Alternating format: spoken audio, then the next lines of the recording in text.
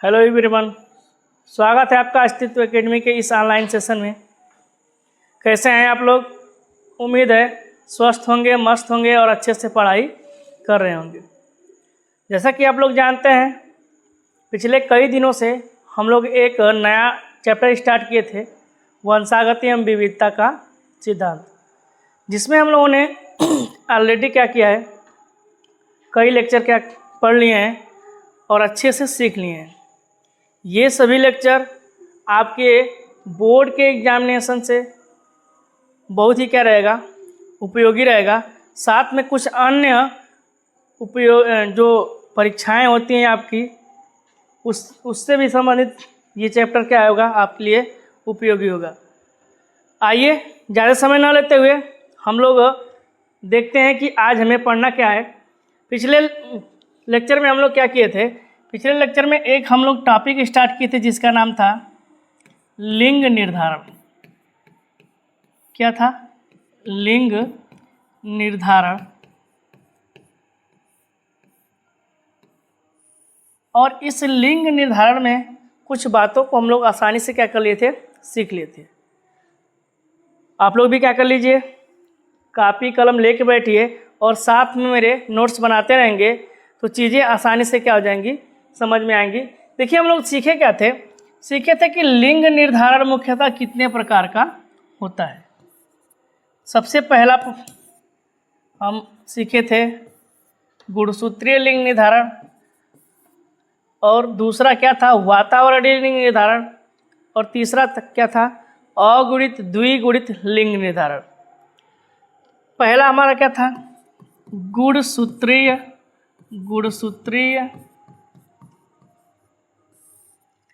लिंग निर्धारण।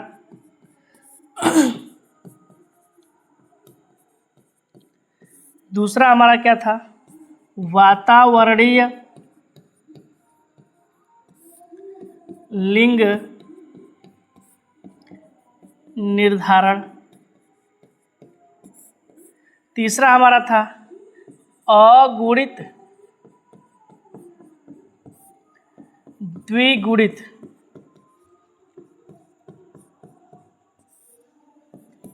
लिंग निर्धारण। ये लिंग निर्धारण 3 प्रकार का था। उम्मीद है पिछला वीडियो आप लोग देखे होंगे। तो हम लोग क्या किए थे, पिछले वीडियो में गुणसूत्रीय लिंग निर्धारण को बहुत आसानी से एनसीईआरटी की लाइनों को भी ध्यान में रखते हुए कुछ एक्स्ट्रा चीज़ भी हम लोग क्या किए थे, इसमें सीखे थे। अगर आप लोग वो वीडियो नहीं देखे हैं तो एक बार पुनः क्या कीजिए, उस वीडियो को देखिए और तब जाके फिर अगला जो आज हम पढ़ेंगे वातावरणीय लिंग निर्धारण, इसे आप देखेंगे तो बात मानिए आपको पूरी की पूरी बातें अच्छे से क्या हो जाएंगी, समझ में आ जाएंगी। और नोट्स आप कैसे बनाएंगे, तो जो भी चीज़ें हम क्या करते हैं आपको यहाँ पे लिख के दिखाते हैं, वही वीडियो को रोक करके लिख लीजिए, स्क्रीनशॉट ले लीजिए, वही आपका क्या है, नोट्स है। इससे ज़्यादा आपके परीक्षा में इससे डीप पूछा नहीं जाएगा, इससे कम ही आपके परीक्षा में क्या हो जाएगा, पूछा जाएगा। तो आइए स्टार्ट करते हैं आज वातावरणीय लिंग निर्धारण। पिछले वीडियो में हम ये चीज़ें क्या कर चुके हैं, पढ़ चुके हैं। आज हम पढ़ेंगे वातावरणीय लिंग निर्धारण। इसमें क्या होता है देखिएगा, ऐसा लिंग निर्धारण, ऐसा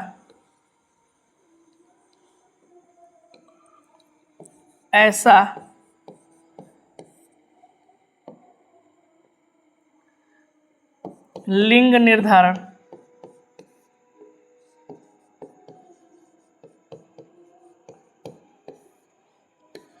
जो वातावरण पर निर्भर होता हो, ऐसे लिंग निर्धारण को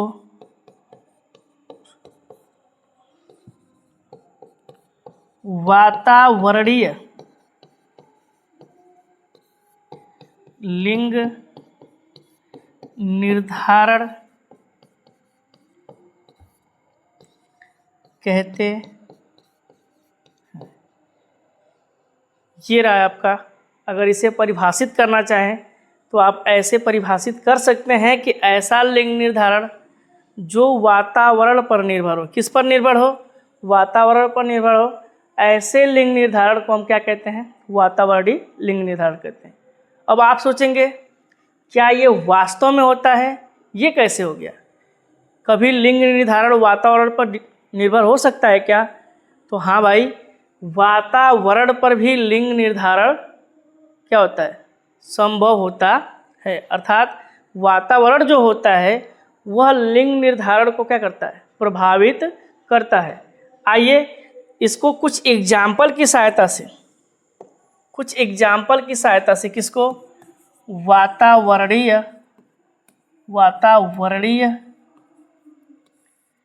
लिंग निर्धारण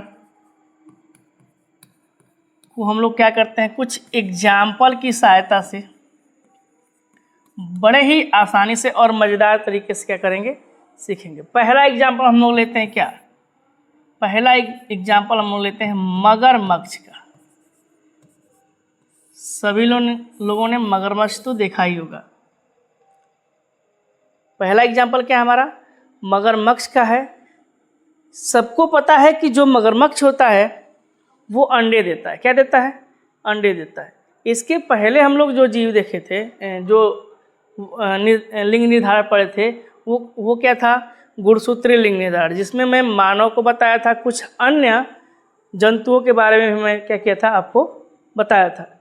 इसमें मगरमच्छ सबको पता है, ये मगरमच्छ क्या देता है? अंडे देता है। अर्थात कह लो तो यह क्या होता है? अंडयुज होता है। क्या होता है? अंडे देने वाले प्राणी। ठीक। तथा कैसा है यह? रेंगने वाला प्राणी है। सरीसृप कह सकते हैं। क्या कह सकते हैं? सरीसृप। जब ये क्या करता है? अंडे देता है। और हम लोग के गांव के भाषा में कह लें तो अंडे को जब जो जितने भी जीव हैं जो अंडे देते हैं उसे ये लोग सेते हैं, अर्थात सेकते हैं। क्या करते हैं? सेकते हैं।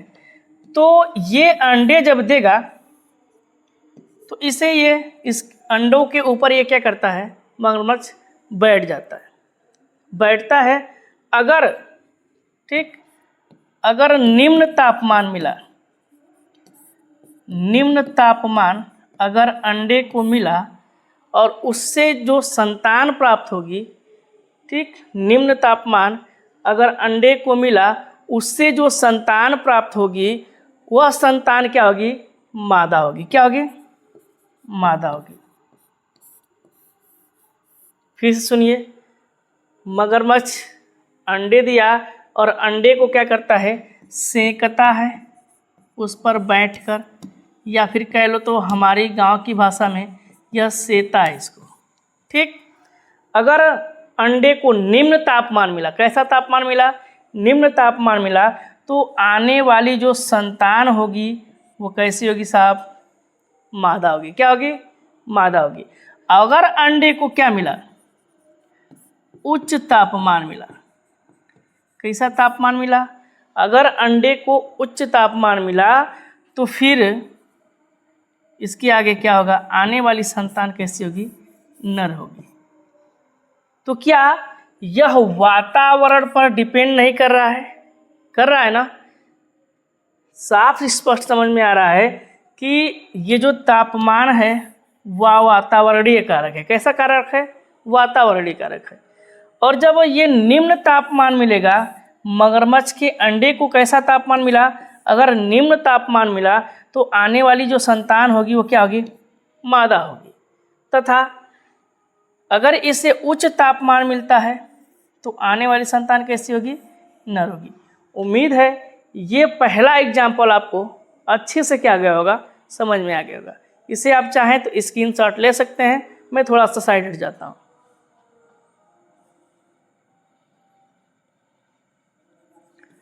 दूसरा एग्जाम्पल हमारा है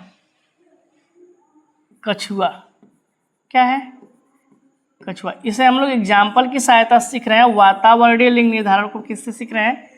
एग्जाम्पल की सहायता से सीख रहे हैं। कछुआ को कहते हैं टर्टल। क्या कहते हैं? टर्टल। देखिएगा, एक होता है टर्टल और एक क्या होता है? टर्टवाइज। अर्थात ऐसे कछुआ जो कहाँ पाए जाते हैं? समुद्रों में, अर्थात लवणीय जल में पाए जाते हैं, उन्हें टर्टल कहते हैं। क्या कहते हैं? और जो साफ पानी में, तालाब में या हमारी नदियों में पाए जाते हैं तो कह लीजिए उसे टर्टवाइज कहते हैं। आइए देखते हैं, ये कछुआ भी क्या देता है? अंडे देता है। कछुआ भी क्या देता है? अंडे देता है। और अगर इसका अंडा, अगर इस कछुआ का अंडा, देखिएगा ध्यान से, 28 डिग्री सेल्सियस से कम तापमान पर हुआ, कैसा तापमान मिला? अगर 28 डिग्री सेल्सियस से कम तापमान मिला, और यहाँ पे कह लीजिए तो 33 डिग्री सेल्सियस से क्या मिला? ज़्यादा तापमान मिला। अगर 28 डिग्री सेल्सियस से कम तापमान मिला तो जो संतान उत्पन्न होगी वो क्या होगा? नर होगा। क्या होगा? नर। तथा 33 डिग्री सेल्सियस से अगर ज़्यादा हुआ तो आने वाली संतान क्या होगी? मादा होगी। उम्मीद है कि यहाँ पर भी आपको समझ में आ रहा होगा कि नर और मादा किस पर डिपेंड है या किस पर आश्रित हैं? तो वातावरण पर। किस पर? अर्थात देख लीजिए, जो तापमान है, यहाँ पे कह लीजिए तापमान, और यहाँ पे भी क्या है? ज़्यादा तापमान। ये जो है वातावरणीय कारक है। तापमान कैसा कारक है? वातावरणीय कारक है। अगर तापमान 28 डिग्री से कम हुआ तो फिर आने वाली संतान क्या होगी? नर होगी। जबकि 33 डिग्री सेल्सियस से क्या हुआ? ज़्यादा हुआ तो संतान कैसी आएगी? मादा आएगी। उम्मीद है यहाँ तक की बातें आपको क्या होंगी? समझ में आ गई। और हाँ, एक बार फिर ना आपसे कहना चाहेंगे कि आप लोग का बहुत बहुत धन्यवाद, जो आप लोग हम लोगों को क्या कर रहे हैं? सपोर्ट कर रहे हैं। ऐसे ही सपोर्ट करते रहिए ताकि हम ऐसे ही महत्वपूर्ण जो परीक्षा से संबंधित आपके बोर्ड में आने वाले टॉपिक हैं हम आपके सामने लाते रहें, ठीक, जिससे आपका क्या हो? सहायता अच्छे से मिल सके। देखिए, ये चीज़ें आपको क्या हो गई होंगी? समझ में आ गई होंगी। अब आपके मन में एक क्वेश्चन होगा। आपके मन में क्या आएगा? एक क्वेश्चन आएगा कि सर जी, अगर तापमान क्या हो जाए? 29 हो जाए, या फिर क्या हो जाए? 30 डिग्री सेल्सियस हो जाए, या फिर क्या हो जाए? 31 हो जाए, या फिर क्या हो जाए? 32 हो जाए, तब क्या होगा? तब कैसा संतान आएगा? क्या वह नर होगा या फिर क्या होगा? मादा होगा? आप सोच के बताइए। 1 मिनट का टाइम देते हैं आपको, सोच के बताइए क्या होगा।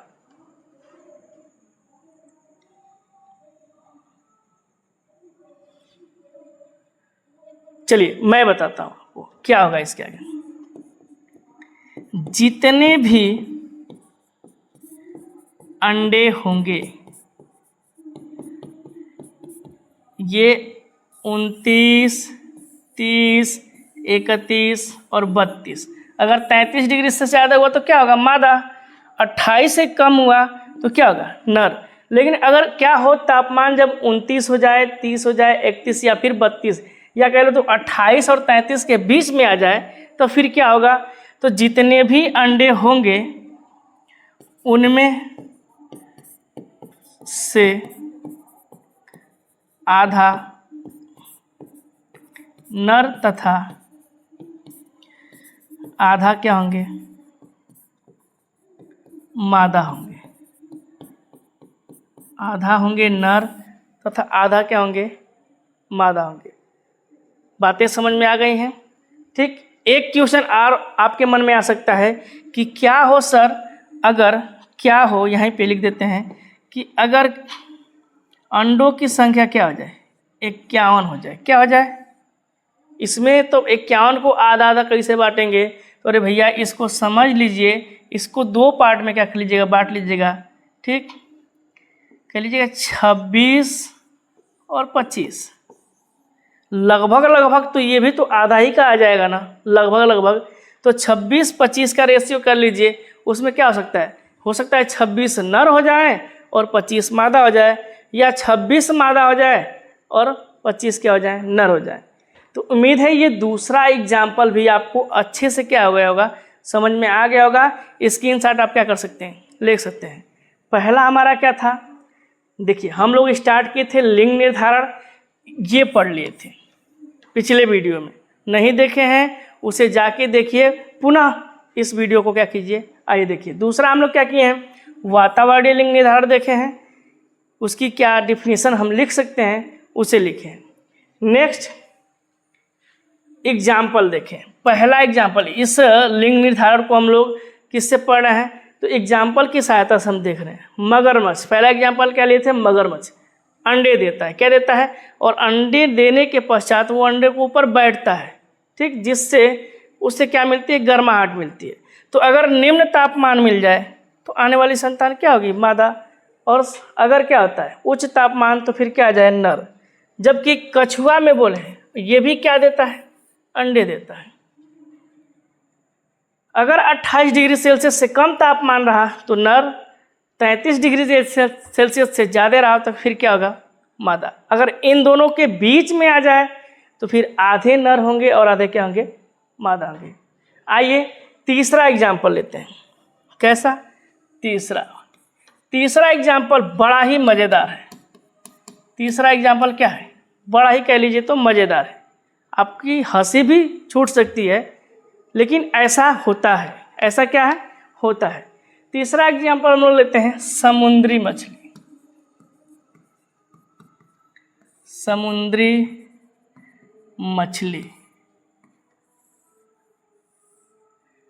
जिसे हम लोग मेड्यूसा कहते हैं। क्या कहते हैं,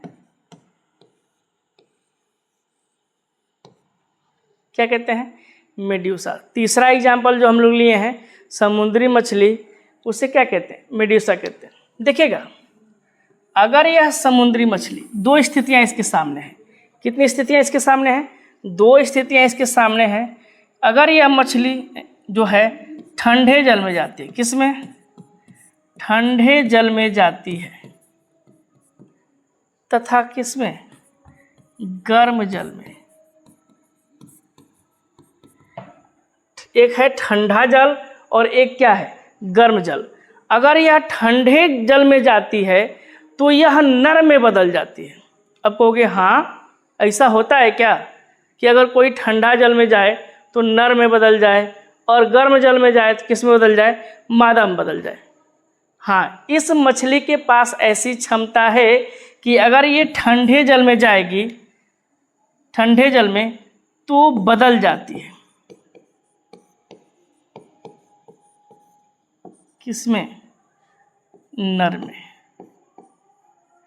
अगर यह ठंडे जल में जाती है तो बदल जाएगी किसमें, नर में। जबकि अगर ये क्या होता है, गर्म जल में जाएगी तो यह बदल जाएगी किसमें, मादा में। मन में आपके अजब अजब से क्या आ रहे होंगे, बातें आ रही होंगी कि काश अगर हम लोगों में भी ऐसा होता तो हम जब चाहते तो नर बन जाते और जब चाहते तो क्या होते, मादा बन जाते। ऐसा मनुष्यों में नहीं हो पाता है। ऐसा एक मछली है जिसमें क्या होता है, समुद्री मछली जिसे कहा जाता है, वो मेड्यूसा, वो ठंडे जल में जाएगी तो नर में परिवर्तित हो जाती है और गर्म जल में जाएगी तो फिर किस में बदल जाती है, मादा में। उम्मीद है यहाँ तक की बातें आपको अच्छे से क्या हो गया होगा, समझ में आएगा। तो ये था हमारा क्या, ये था हमारा 3 एग्जाम्पल, और ये तीनों एग्जाम्पल किसके थे, वातावरणीय लिंग निर्धारण के। अब देखिएगा, अब हम पढ़ेंगे क्या, अगुणित द्विगुणित लिंग निर्धारण। ये सबसे इंपॉर्टेंट लिंग निर्धारण है और ये पाया जाता है किसमें, तो सबको पता है, जानते हैं तो अच्छी बात है, नहीं जानते हैं तो बातों को ध्यान से सुना करिए और नोट्स मेरे साथ बनाते चलिए। ये होता है मधुमक्खियों में। किस में होता है, मधुमक्खियों में, जिसमें नर जो होता है अगुणित होता है, जबकि मादा जो होती है क्या होती है, द्विगुणित होती है। आइए स्टार्ट करते हैं, कुछ बातें आज सीख लेंगे, ठीक। जो बचेगा अगले लेक्चर में हम लोग क्या करेंगे, सीखेंगे। ये हमारा था तीसरा, जिसका नाम था अगुणित द्विगुणित लिंग निर्धारण। अगुणित द्विगुणित लिंग निर्धारण, और ये पाया जाता है किसमें, तो मधुमक्खी में।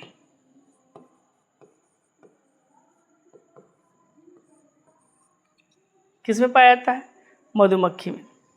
एक यहाँ पे नोट डाल के एक पॉइंट लिख लीजिएगा, मधुमक्खी पालन, ठीक, को क्या कहा जाता है, तो एपी कल्चर कहा जाता है। क्या कहा जाता है, एपी कल्चर। मधुमक्खी पालन को क्या कहा जाता है, एपी कल्चर। अगुणित द्विगुणित, अगर देखा जाए तो एक चीज यहाँ पे होती है कि एक मधुमक्खी के छत्ते में, मधुमक्खी के छत्ते में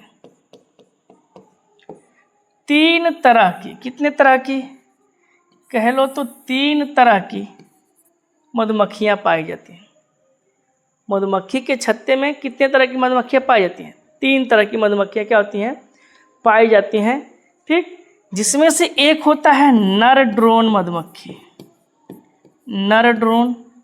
दूसरा होता है, ठीक, मादा श्रमिक मधुमक्खी। जबकि तीसरा जो होता है, आप देखेंगे मादा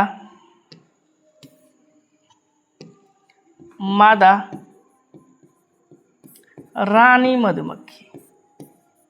किसी मधुमक्खी के छत्ते में 3 तरह की क्या होती है, मधुमक्खियां पाई जाती हैं। एक होता है नर ड्रोन, मादा श्रमिक मधुमक्खी, और मादा, ठीक, रानी मधुमक्खी।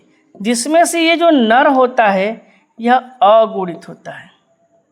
नर कैसा होता है, अगुणित होता है,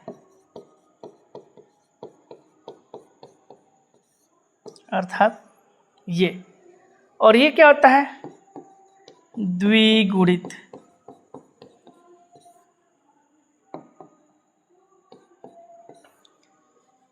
और ये भी द्विगुणित। इसीलिए इनका नाम क्या पड़ा है, इस लिंग निर्धारण का नाम पड़ा है अगुणित और द्विगुणित लिंग निर्धारण। उम्मीद है ये कंसेप्ट आपको समझ में आ गया होगा कि क्यों इस लिंग निर्धारण को अगुणित और द्विगुणित लिंग निर्धारण कहते हैं। तो यहाँ से आपको क्या हो गया होगा, स्पष्ट हो गया होगा कि क्यों कहा जाता है। अब देखिएगा, आपके मन में ये क्वेश्चन होगा, मेरे भी मन में है, था, आपके भी मन में है, मेरे मन में था और आपके मन में है, कि किस परिस्थिति में मादा श्रमिक मधुमक्खी का निर्माण होता है तथा किस परिस्थिति में मादा रानी मधुमक्खी का निर्माण होता है तथा किस परिस्थिति में नर ड्रोन का क्या होता है, निर्माण होता है। तो ये चीज़ें हम लोग सीखेंगे अपने अगले वीडियो में। उम्मीद है पिछली जितनी भी बातें हम आपको बताए हैं वो समझ में आया होगा। ज़्यादा लंबा ना करके हम अगले वीडियो में इसे सीखेंगे। ये हमारा पहला स्लाइड था, ये दूसरा, ये तीसरा, ये चौथा और ये पांचवा। आशा है कि ये बातें आपको अच्छे से समझ में आ गई होंगी। आज के लिए बस इतना ही। ऐसे ही एक बार पुनः सपोर्ट कीजिए ताकि और भी हम क्या करते रहें, अच्छे से अच्छे वीडियो आपके सामने लाते रहें। आज के लिए बस इतना ही। मिलते हैं अगले वीडियो में इसी उमंग और उत्साह के साथ। तब तक के लिए धन्यवाद।